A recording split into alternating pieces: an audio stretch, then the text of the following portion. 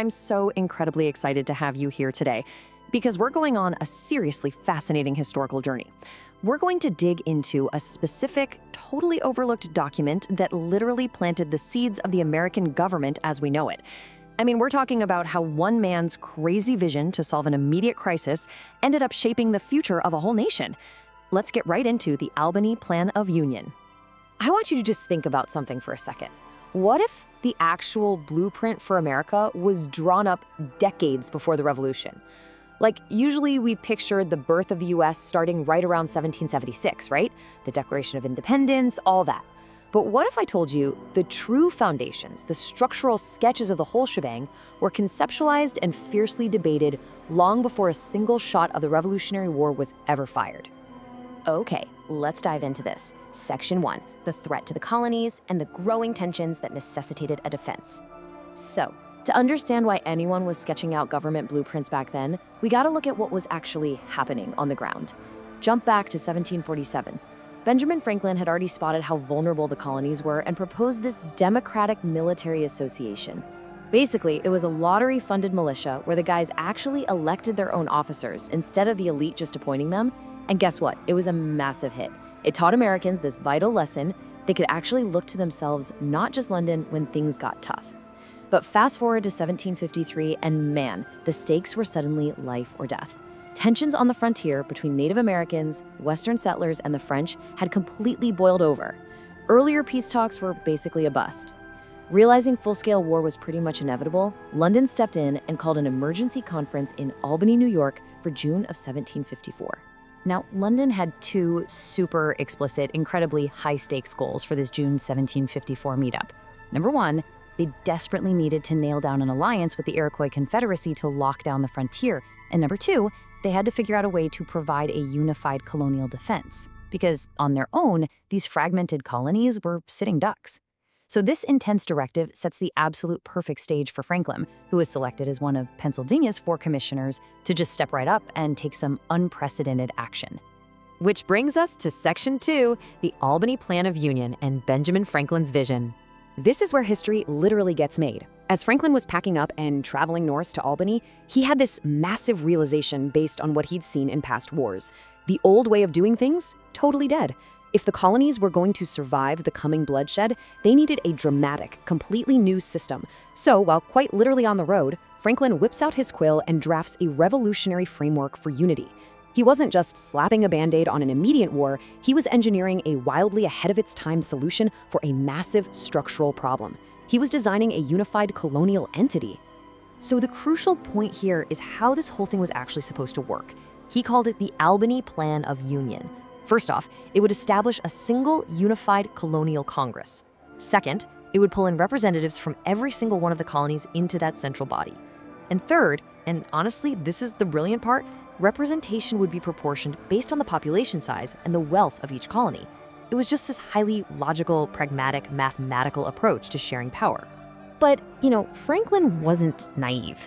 He knew he was walking a really fine political tightrope here. So, to run this new Congress, his plan included a role he called the President General. And this leader would actually be appointed directly by the King of England. See what he's doing there? Franklin was intentionally trying to balance this radical new vision of colonial self-rule with a very clear structural nod of loyalty to the British Crown. He wanted to give the colonies the unity they desperately needed, without making London panic and think they were staging a full-blown rebellion. But that leaves us with a massive psychological hurdle, right? Why on earth would fiercely independent colonies willingly hand over their power to a central authority? Up to this point, places like Virginia, Massachusetts, Pennsylvania, they operated almost like completely separate countries. They had their own economies, their own laws, and a whole lot of stubborn pride. Getting them to submit to a unified Congress, that was going to take a monumental feat of persuasion. And that leads us to a literal masterclass in 18th century marketing. Section 3, Join or Die, Visualizing the Need for Unity. Franklin knew perfectly well that some dry, boring political proposal wasn't going to sway public opinion or budge these stubborn politicians. He needed to blend his political philosophy with something visual, something visceral, to make the threat and his solution absolutely impossible to ignore. So, on May 9th, 1754, the exact same month the 7 Years' War officially kicked off, Franklin published this striking emblem in his newspaper. It was a drawing of a snake, chopped into 8 pieces, with each piece representing a colony or region. It was shocking, and it's widely considered to be one of the very first political cartoons ever created. And right beneath that severed snake were 3 simple, totally unforgettable words: join or die. And this brilliantly illustrates exactly what was at stake. That stark, iconic caption, it anchored his entire philosophy for survival.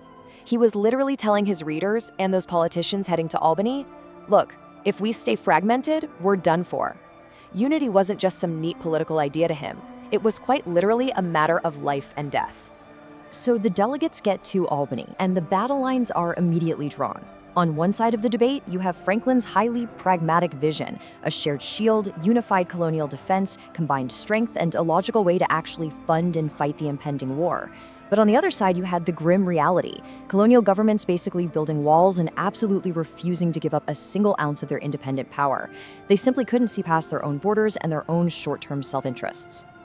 And so we arrive at the great twist of the whole story. Despite the brilliant logic of the plan, despite the spectacular join or die marketing campaign, and despite the fact that a horrific war was literally starting all around them, the Albany Plan was voted down at the conference. Total failure. A massive conflict is right on their doorstep, but heaven forbid any colony surrender even a fraction of its local authority to a central Congress. Just like that, the idea was officially dead. Or so it seemed. Section 4, Blueprint for the Future, from 1754 to the Revolution. Let's fast forward a couple of decades to a brand new era of crisis. By July of 1775, the Revolutionary War had officially kicked off. The colonies are actively at war with Britain, and the Second Continental Congress is frantically scrambling to figure out how to manage the whole thing. The colonies finally realized they had to depend on each other to survive. So what does Benjamin Franklin do? He literally goes to his desk, pulls the old 1754 Albany Plan out of his drawer, and he starts revising it to fit this massive new revolutionary reality. Now, what's really interesting here is how Franklin updated his old framework.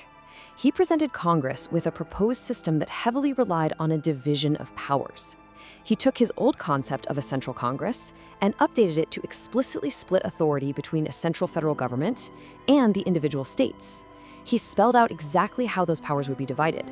So right before their eyes, the Albany Plan evolved into the very framework of federalism that we recognize in our own government today. Now, of course, history rarely moves in a perfectly straight line, right? Congress argued endlessly over how to form this government, and the resulting 1777 Articles of Confederation ultimately looked nothing like Franklin's carefully balanced plan. His exact proposal was sidelined yet again in favor of a much weaker setup. But, and honestly, this is the absolutely crucial takeaway, the core concept of a centralized, unified structure that he championed way back in 1754 was now permanently planted in the minds of the founding generation. The historian Walter Isaacson absolutely hit the nail on the head when he wrote about Franklin's mindset. He said, for him, compromise was not only a practical approach, but a moral one. Franklin totally understood that if you want fiercely independent people to actually work together, you have to be willing to bend. That lifelong belief in pragmatic compromise started right there with the Albany Plan, and it culminated with his final essential role as the sort of Enlightenment sage, guiding the delegates at the 1787 Constitutional Convention to build something that would actually last. And that, my friends, is the epic narrative arc we've been tracing today. Think about it, an idea born entirely out of desperation, sketched out on a dirt road in 1754, a total underdog idea rejected by stubborn, short-sighted colonies, didn't just fade away into obscurity. Through patience, revision, and Franklin's relentless, unwavering belief in unity, those core concepts became the philosophical backbone of the United States. They ultimately shaped the longest-lasting constitution in human history. Which leaves us with this final, incredibly provocative question to chew on. If Benjamin Franklin hadn't failed in 1754, if he hadn't gone through that painful process of trying, failing, and learning exactly how to argue for colonial unity, would the United States even exist today? It's a powerful reminder that in history, and honestly in life, early failures so often serve as the absolute crucial blueprints for our biggest future triumphs. Thank you so much for joining me on this explainer, and I really hope this changes how you look at the foundations of our history.